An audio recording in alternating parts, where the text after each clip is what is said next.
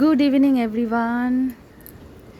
অনেক দিন পর আমি মায়ের বাড়িতে আসলাম আর এসেই বিকেলবেলাটা ছাদে উঠলাম। আর এই ছাদে উঠলে না এত ভালো লাগে, মনটা যেন ভালো হয়ে যায়। আর সব থেকে একটা মজার জিনিস কি জানো, মানে বেশ হয়তো পুজোর মধ্যে আমাদের বাড়ির সামনে থেকে মেট্রো দেখতে পারবো। দেখো মেট্রোর একটা লাইন, জানি না তোমরা বুঝতে পারছো কি না, আমি জুম করে দেখানোর চেষ্টা করছি। এই 3টে লাইট দেখা যাচ্ছে এখান থেকে, হয়তো মেবি পুজোর মধ্যে হয়তো চালু হয়ে যাবে মেট্রো।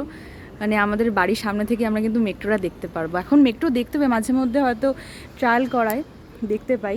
মানে যখন আসি আমি দিনের বেলা মাঝে মধ্যে যখন ছাদে উঠি তখন মেট্রো দেখতে পাই।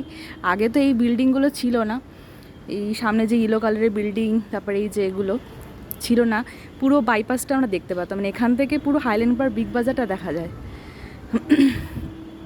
দেখো এখানে মেট্রোপলিসটাও দেখা যাচ্ছে, লাল রঙের যেটা একটা রেড কালারের যেটা লাইটিং করা রয়েছে ওটা কিন্তু মেট্রোপলিস, মানে হাইল্যান্ড পার্ক বিগ বাজার।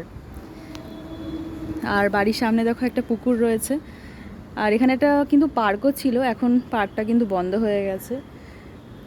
বাচ্চারা কিন্তু খেলতে পারতো, এখন বন্ধ হয়ে গেছে। আর এই পুকুরটার জন্য হাওয়াটা বেশ ভালো আসে। আর এদের বাড়ির গাছে কতগুলো আম দেখো, কত আম হয়েছে।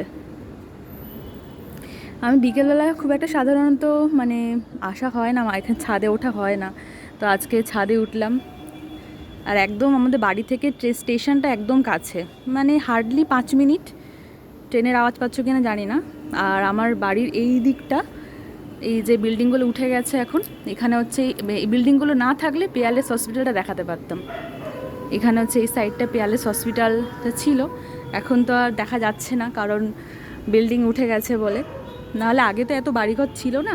আর এখানে প্রচুর গেস্ট হাউস, এখানে অ্যাকচুয়ালি পিয়ালেস হসপিটাল যেহেতু কাছে, মানে এখান থেকে আমার বাড়ি থেকে জাস্ট হার্ডলি 2 থেকে 3 মিনিট।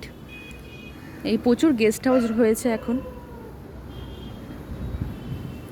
বিকেলের আকাশটা কত ভালো, প্রচণ্ড গরম পড়ে গেছে, জানি না আবার কবে বৃষ্টি হবে।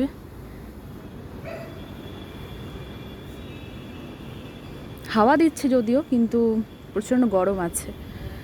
শুনলাম নাকি আবার নাকি ওরকম 40 ডিগ্রি হবে, তখন যে কি হবে এটাই কষ্টকর। যারা বাইরে ফিল্ড ওয়ার্ক করে, যারা বাইরে কাজ টাজ করে, তাদের জন্য খুবই কষ্টদায়ক। খুব হাওয়া দিচ্ছে, ছাদে আসলে ভীষণ ভালো লাগে আমার। আর আমি প্রায় অনেক দিন পরেই ছাদে আসলাম, মানে ছাদে আসলাম মানে বাপের বাড়ি তো আসা হয় মায়ের এখানে, কিন্তু ছাদে বিকেলবেলাটা আর ওঠা হয় না। যাই হোক, চলো টাটা, বাই বাই।